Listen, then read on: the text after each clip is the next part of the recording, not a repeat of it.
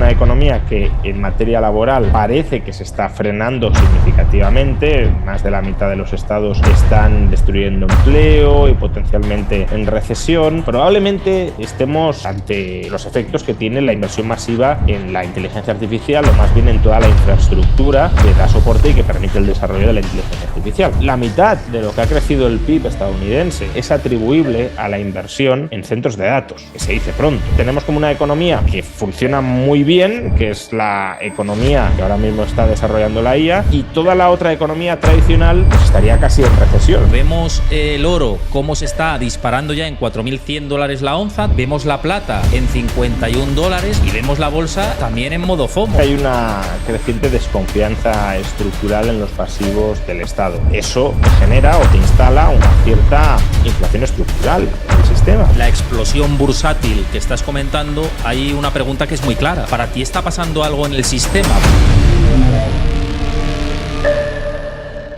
Bueno, y por aquí con todos nosotros siempre un placer recibir a Juan Ramón Rayo como todos los meses para repasar cómo está la economía, los nuevos acontecimientos, también el FOMO que estamos viendo en los mercados, en la bolsa, lo que hemos visto en estos últimos días de desbarajuste, liquidaciones, luego subidas, esquizofrenia pura, ¿no? Lo que estamos viendo. Un placer, como siempre, tenerte aquí en el canal, Juan. ¿Qué tal? ¿Cómo estamos? Y lo mismo, un placer estar por aquí. Y lo dicho también para los que veáis esto desde YouTube, que sé que sois la mayoría, y os voy a pedir un favor, tanto los que lo veáis en mi canal como en el canal de Juan Ramón Rayo, que dejéis ahí vuestro like, vuestro me gusta. Tardáis muy poquito en hacerlo y de verdad que lo agradecemos muchísimo los dos si nos dejáis un like ahí. También comentad qué os parece, cómo veis el contexto de ahora, id comentando y a ver si generamos ahí un debate, y por supuesto suscribiros al canal y activad la campanita, tanto al mío como por supuesto al de Juan, que hace contenido todos los días, ya lo sabéis, muy interesante. Bueno, quería preguntarte, lo primero de todo, ¿cómo estás viendo estos días? Tenemos cierre del gobierno en Estados Unidos, blackout de datos, no sabemos por dónde están tirando las cosas. Lo último que conocemos es que el empleo se está enfriando claramente en Estados Unidos, y no sabemos si además después del cierre gubernamental la frialdad se va a ampliar, si va a haber más congelación del mercado laboral, o qué es lo que podemos esperar con los últimos datos y las últimas tendencias. Bueno, a ver, el efecto directo del cierre gubernamental, de la suspensión parcial de la actividad de la Administración Federal estadounidense, no cabe prever que sea demasiado significativo. En los años finales de 2018, principios de 2019, ya tuvimos otro cierre administrativo que duró 40 días, y el efecto que, según se estimó, tuvo finalmente en el conjunto de la economía, este cierre fue del 0,01% del PIB, es decir, prácticamente nada. Es verdad que durante el trimestre en el que se mantuvo el cierre de la administración, pues se concentraron los efectos negativos, pero la mayor parte de esos efectos negativos se recuperaron a lo largo de los siguientes trimestres del año. Por tanto, en el conjunto del ejercicio, ya digo, el efecto fue prácticamente nulo o despreciable. Claro, si se extiende mucho más en el tiempo que 40 días, pues ahí ya tenemos menos precedentes y cabe pensar que el daño sí que podría llegar a ser acumulativo. Esto de momento no deja de ser una especie de vacaciones, no diré pagadas, porque si no desempeñan trabajo no cobran, pero bueno, una especie de vacaciones forzadas no remuneradas, y por tanto sin poner en jaque servicios esenciales, que muchos de ellos siguen funcionando, aunque con el cobro postergado al momento en el que se renueve el presupuesto. Y ahí sí que podría llegar a haber problemas si, por ejemplo, por los controladores aéreos, que son un servicio esencial que sigue trabajando pero no cobrando hasta que se apruebe el presupuesto, pues si se alarga mucho el cierre, a lo mejor consideran que no han de ir a su puesto de trabajo o se declaran en huelga, etcétera, y ahí sí que se podrían empezar obviamente a producir efectos mucho más negativos. De momento creo que el efecto directo es bastante reducido o poco significativo. Otra cosa es que, claro, parte de la administración que sí está cerrada, como has comentado, son los organismos estadísticos federales, y eso nos lleva a que tengamos un apagón informativo de datos. Esto en principio no tendría por qué ser especialmente gravoso, especialmente preocupante. Cuando la economía más o menos sigue una senda previsible, durante algunos meses no te den datos, tampoco es un drama.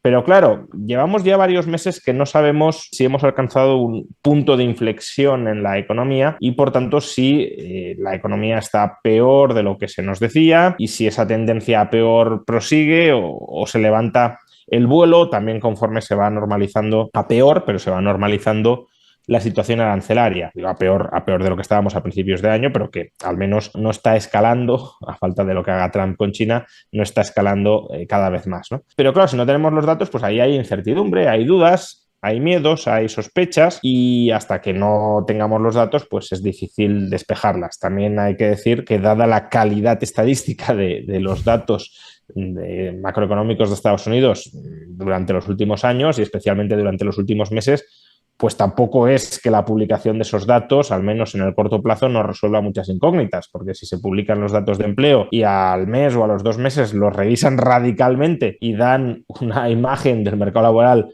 del todo contraria a la que habían ofrecido en un primer momento, pues ya hay que descontar bastantes dudas en sí mismo en la calidad de los datos que nos dan. Y de hecho, y antes lo comentábamos, ¿no? Antes de conectar, que el único dato que teníamos de empleo es de la consultora privada de EP y que son 2 meses consecutivos de destrucción de empleo, no una destrucción masiva, pero sí un ajuste en el empleo, y que esa tendencia se está viendo. Quizá ahí también estamos viendo un papel de la inteligencia artificial, de cómo está consumiendo los empleos que antes tenían los humanos, las personas. ¿Está empezando ya a producirse ese efecto? Todavía no. No, yo creo que no es tanto eso. Yo creo que la IA lo que sí está nos permite explicar es el desacople económico, por llamarlo de alguna manera, ¿no? Tenemos una economía que en materia laboral parece que se está frenando significativamente, más de la mitad de los estados están destruyendo empleo y potencialmente en recesión laboral, y en cambio los datos de PIB que obtenemos, pues bueno, los del primer semestre han sido flojos porque el primer trimestre el PIB cayó, en el segundo remontó, pero el promedio de los 6 meses no ha sido muy bueno. Pero si miramos indicadores adelantados, parece que el tercer trimestre tampoco está siendo catastrófico, ya digo, en términos de producción de riqueza, lo cual casa mal con los datos del mercado laboral, porque en general hay una correlación bastante marcada entre lo que hace el PIB y lo que hace el mercado laboral. Entonces, ¿a qué se puede atribuir esta descorrelación, este desacople entre la evolución de la economía y la del mercado laboral? Probablemente estemos ante los efectos que tiene la inversión masiva en la inteligencia artificial, o más bien en toda la infraestructura que da soporte y que permite el desarrollo de la inteligencia artificial, como de manera paradigmática sucede con los centros de datos. Durante este primer semestre de 2025, datos ya digo flojos, pero es que la mitad de lo que ha crecido el PIB estadounidense durante este primer semestre es atribuible a la inversión en centros de datos, que se dice pronto. Es decir, si no hubiese habido inversión en centros de datos, la economía estadounidense se habría mantenido prácticamente plana durante el primer semestre de este año. Claro, en la medida en que los centros de datos, la construcción y la operativa de centros de datos, que además, fíjate, son justamente una inversión crítica exenta de aranceles, por tanto la guerra comercial puede haber dañado muchas partes de la economía, pero no esta en particular, que es la que está en efervescencia. Claro, es un sector no especialmente intensivo en empleo, con lo cual te puede generar mucha producción o mucho valor añadido en la producción, pero quizá no te genera tanto empleo. Y eso además también va un poco de la mano con el desacople que sabemos que existe en el mercado bursátil estadounidense entre las grandes empresas del sector y el resto de la bolsa, que está teniendo resultados empresariales y de comportamiento financiero en el mercado de renta variable bastante más mediocre. Es decir, que tenemos como una economía que funciona muy bien, que es la economía que ahora mismo está desarrollando la IA, y toda la otra economía tradicional pues estaría casi en recesión si exceptuáramos la IA, ¿no? Porque ahí, claro, lo que se podría decir, y no es del todo descartable, es, bueno, pero si no invirtieran en IA estarían invirtiendo en otras cosas. Quizá, pero quizá no. Es decir, la inversión en IA ahora mismo es una inversión muy clara, la rentabilidad esperada es muy grande si las promesas que hace la IA se terminan cumpliendo, y por tanto es una apuesta casi a caballo ganador, o a un caballo ganador que potencialmente traiga mucha riqueza, y no tiene por qué suceder lo mismo en otros sectores de la economía donde a lo mejor las oportunidades de inversión no son tan obvias. Mira, ligado con esto de la IA y la explosión bursátil que estás comentando, hay una pregunta que es muy clara. ¿Para ti está pasando algo en el sistema? Porque vemos el oro cómo se está disparando ya en $4.100 la onza, todavía más.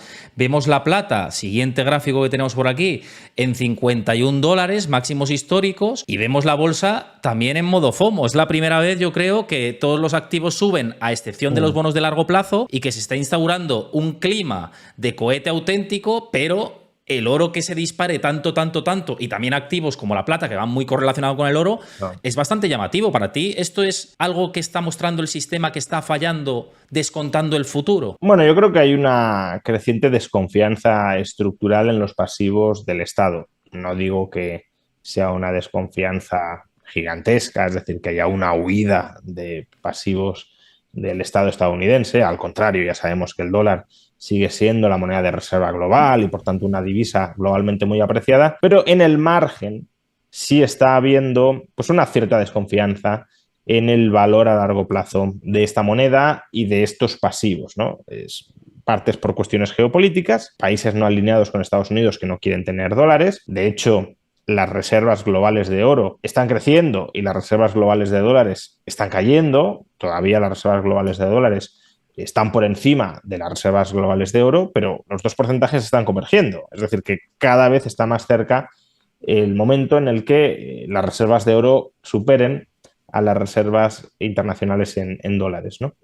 O puede terminar sucediendo. Entonces, en parte es por cuestiones geopolíticas, pero en parte es porque, claro, si tú tienes un déficit público tan grande como el de Estados Unidos, alrededor del 6-7% del PIB, y además no hay voluntad ni a izquierdas ni a derechas, es decir, es una situación financiera que está consensuada por todos los actores políticos de Estados Unidos, incluso por la población, que mayoritariamente no quiere abrazar las medidas que serían necesarias para revertir ese déficit.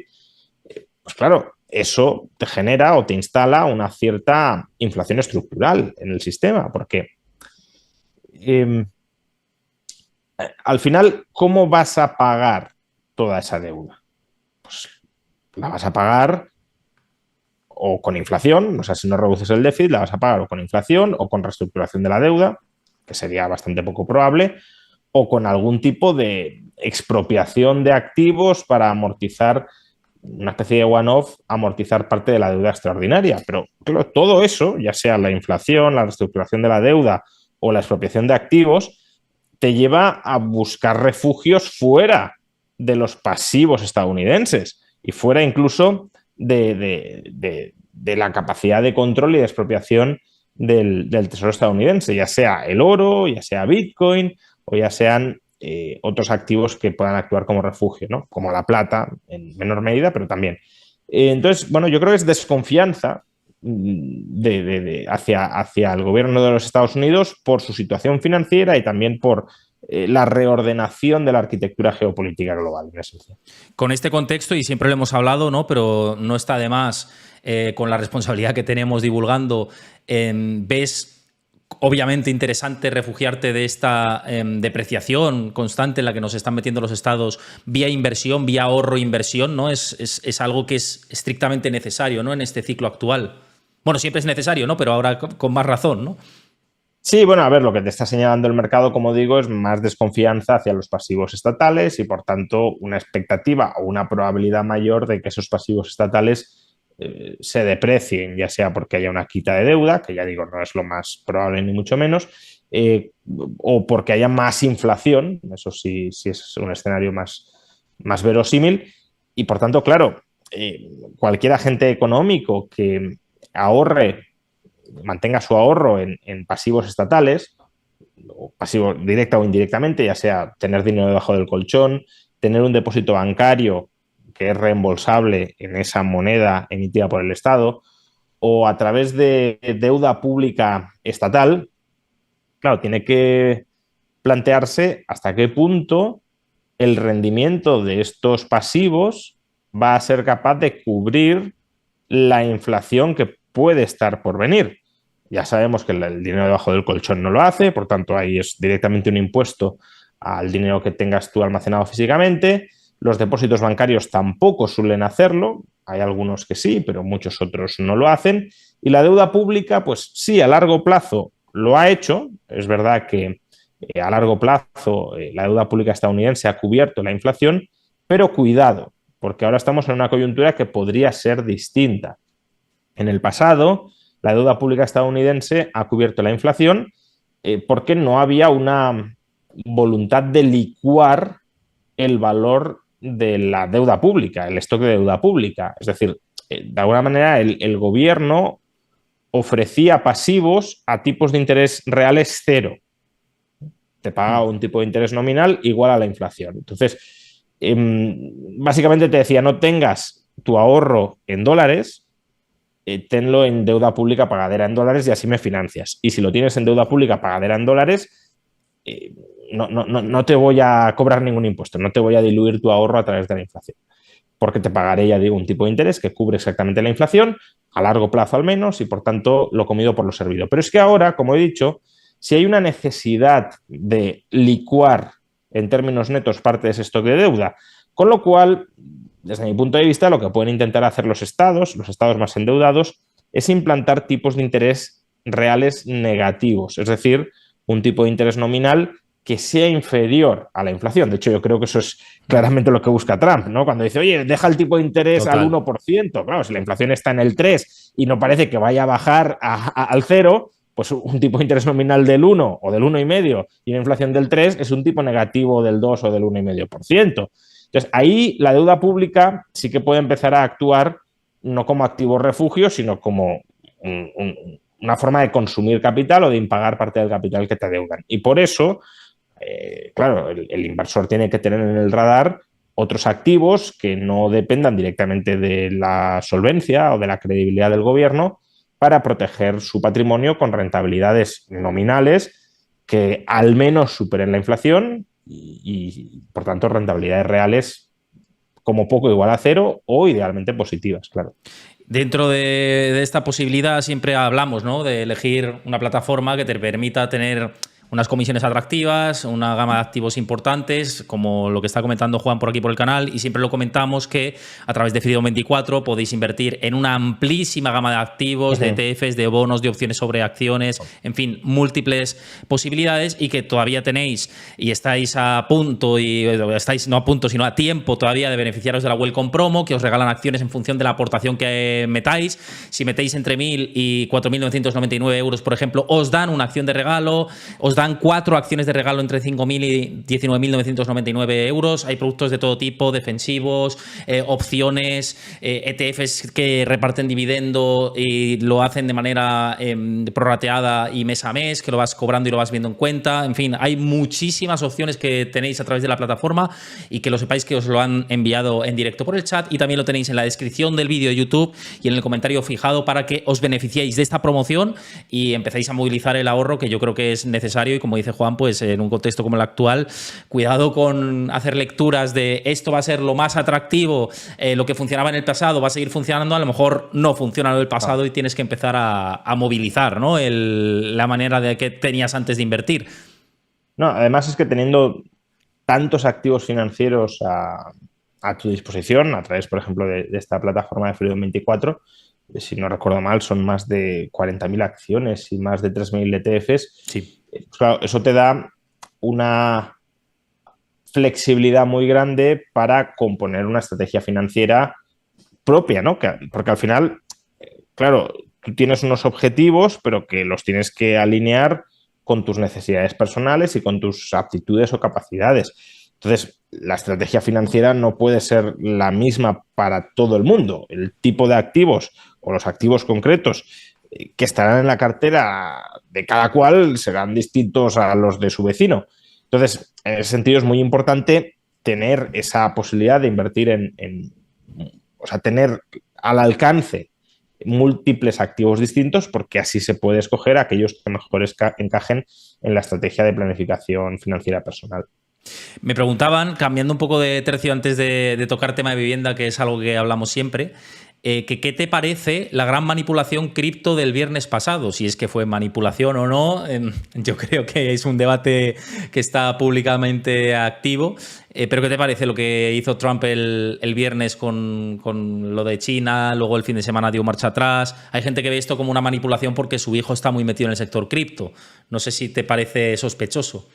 A ver, muchos comportamientos de Trump durante este primer año de mandato han tenido al menos la apariencia de manipulaciones claras de mercado. Incluso él ha llegado a decir, invertid en este momento que a partir de ahora la bolsa va a subir, ¿no?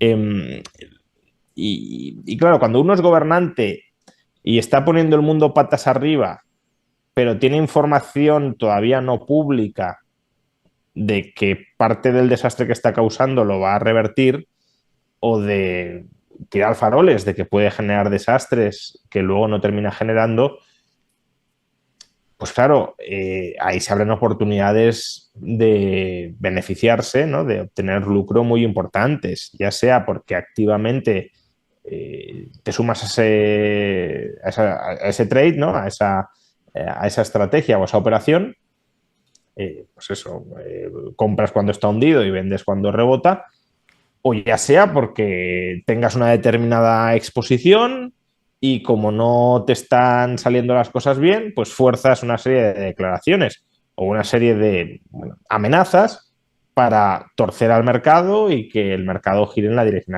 en la que a ti te interese, ¿no? Pues si estoy corto en un determinado activo y el activo no cae, pues voy a hacer que caiga para que tú puedas deshacer tu posición y luego ya reculo y como si no hubiera pasado nada. Entonces, es difícil saber si ha habido manipulación deliberada de mercado, es decir, si Trump ha hecho lo que ha hecho para conseguir lo que ha conseguido, si alguien de su entorno además era conocedor de esta, pues, estrategia negociadora o apariencia de estrategia negociadora y se ha aprovechado de ello. Pero bueno, el proceso de toma de decisiones de cara al mercado debería ser mucho más transparente y mucho menos entre bambalinas y objeto de potencial manipulación de lo que hemos visto durante el último año, que en cualquier caso, también he de decir, no es algo exclusivo de Trump. Quizá con Trump sea lo más escandaloso, por en ocasiones ridículo o transparente en el sentido de que no puede esconder o que hace difícil esconder las sospechas de manipulación, pero que esto viene sucediendo con la oligarquía política estadounidense a múltiples niveles y desde hace muchísimo tiempo, creo que también es algo bastante obvio o bastante probable y por tanto tampoco habría que cargar exclusivamente las tintas contra Trump por todo esto. Total, sí, sí, sí, sí. Bueno, tocando otro tema que siempre hablamos por aquí y lo dejamos para el final de las charlas. El tema de la vivienda. Sabemos que los precios no paran de subir, lo llevamos comentando mucho tiempo, que es difícil que esta espiral se reduzca y vemos en la intervención política o diferentes actores que tienen bastante peso dentro de la administración actual que están hablando de potenciales soluciones que igual son más palos en la rueda o que no sé qué buscan, si una actitud populista para hacer que creer a la gente que esto va a cambiar, cuando en realidad es bastante más complicado, como hemos dicho muchas veces por aquí. Pero esto lo digo porque Sumar ha propuesto ahora intervención total de la vivienda, diciendo que esto puede hacer que los precios bajen, ¿no? Que con la congelación del alquiler y persecución fiscal a los grandes propietarios se va a acabar el problema. No sé cómo ves tú todo esto. Bueno, es que esto ya ha sucedido, ¿no? La congelación del alquiler ya la hemos tenido, el cambio de la fiscalidad de las SOCIMIS ya lo hemos tenido, la persecución contra los pisos turísticos ya lo hemos tenido. Recientemente se quitaron 50.000, más de 50.000 anuncios de las principales plataformas de alquiler turístico y las licencias llevan...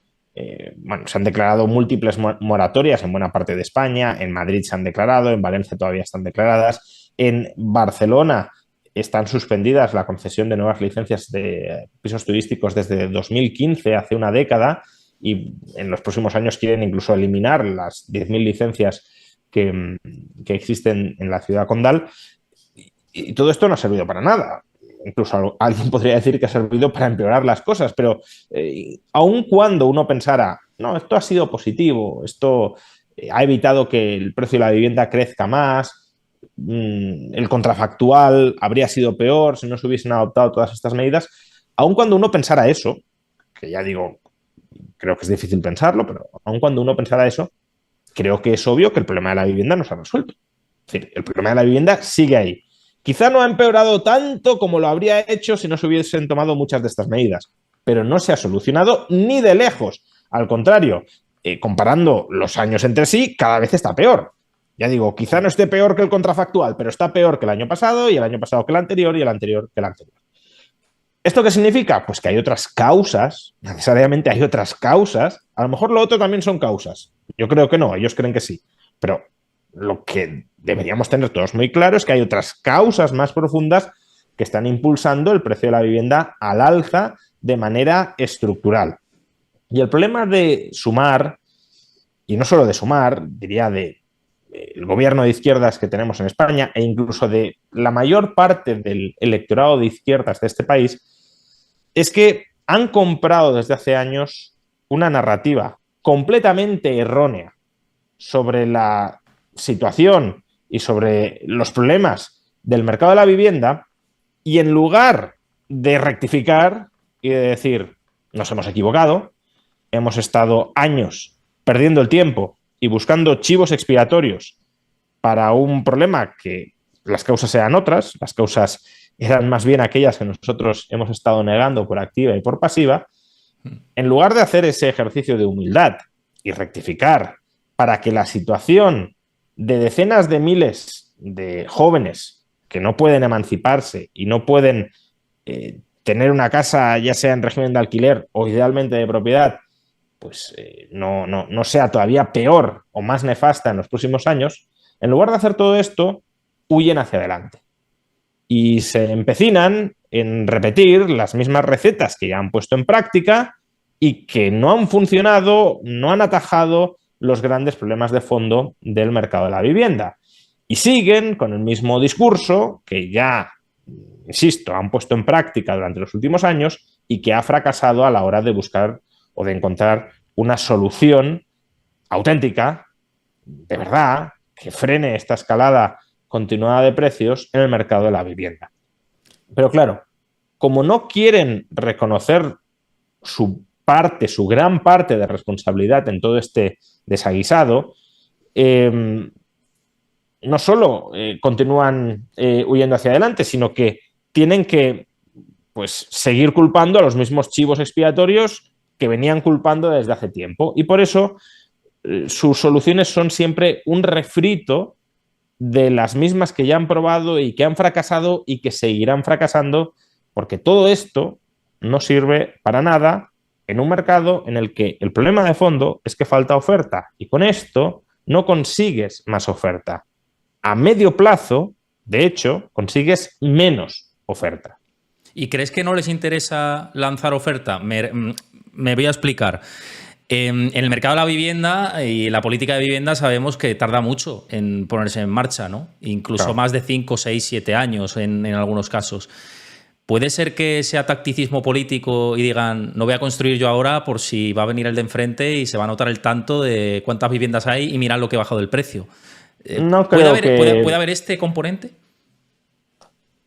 O sea, tanto como frenar proyectos para que no se beneficie el que venga adelante, no lo creo.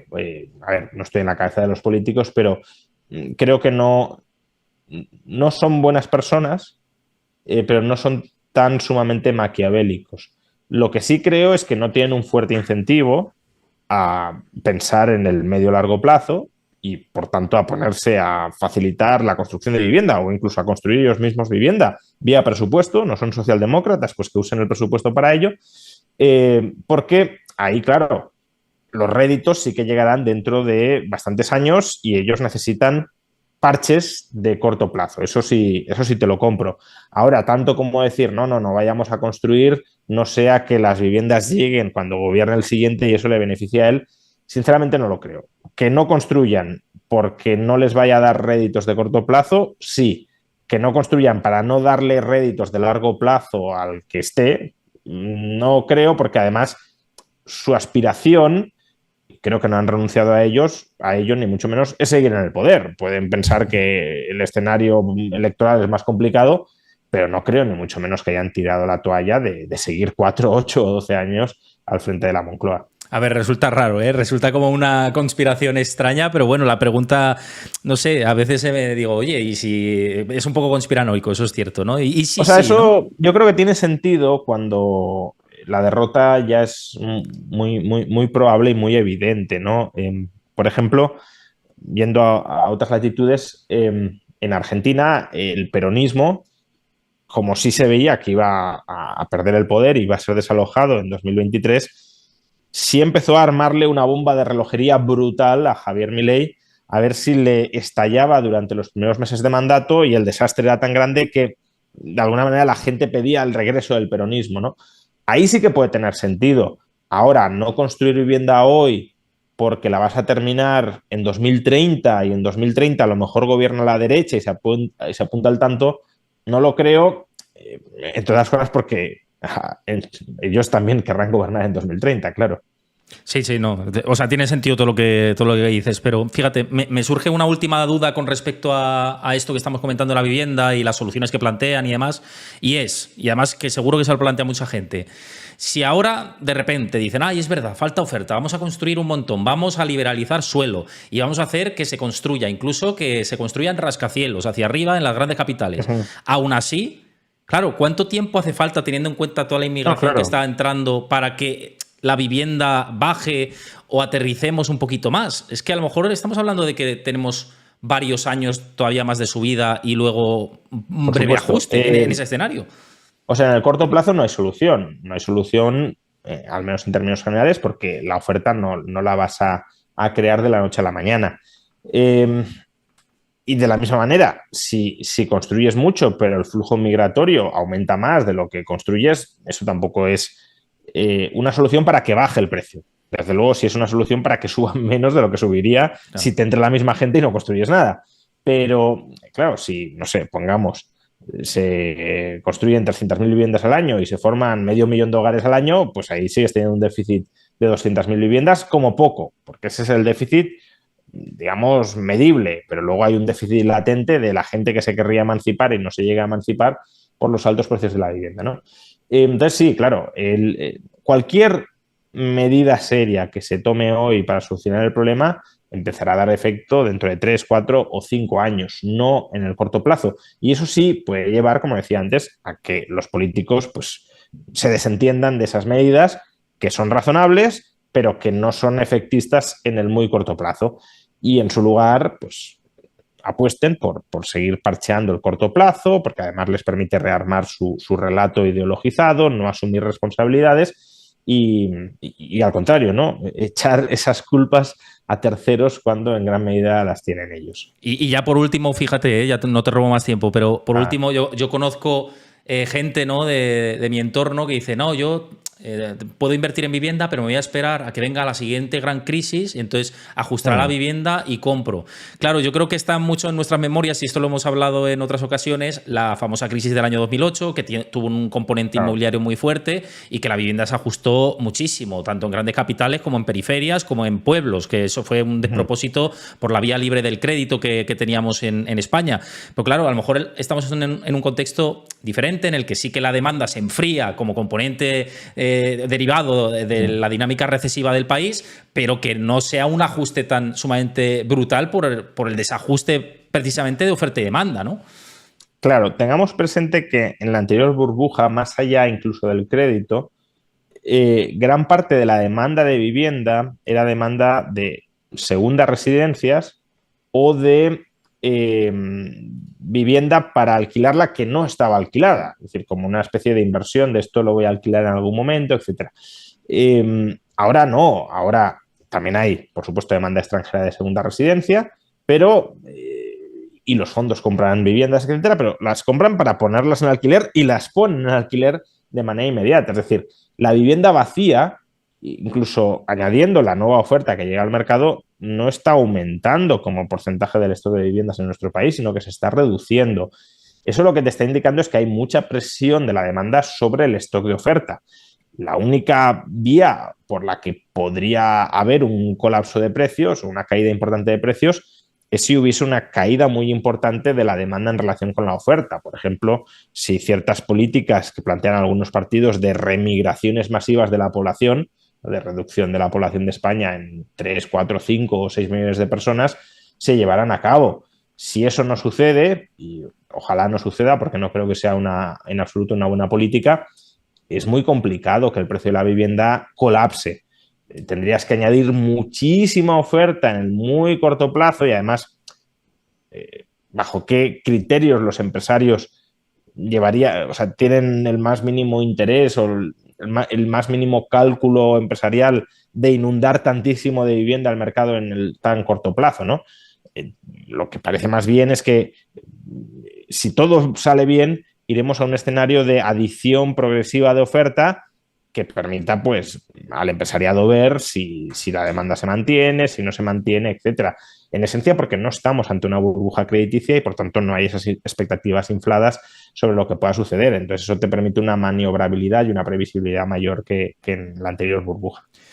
Pues nos vamos a quedar con todo esto, que creo que ha estado muy completo y interesante. Muchísimas gracias, Juan, por pasarte por el canal. Espero que al resto os haya gustado y que si lo veis desde YouTube, que dejéis ahí el like. Si habéis llegado hasta el final, seguramente os ha gustado y no os cuesta nada dejar ahí el like. Por supuesto, comentad cómo veis también esto de la vivienda vosotros. ¿Tenéis problemas? ¿No? ¿Veis que es un despropósito que no va a tener solución? Dejadlo en comentarios y suscribíos al canal y activad la campanita. Lo dicho, Juan, muchísimas gracias por pasarte por el canal, como siempre. Muchas gracias y hasta el mes que viene. Hasta el mes que viene. Un abrazo, cuídate. Un abrazo.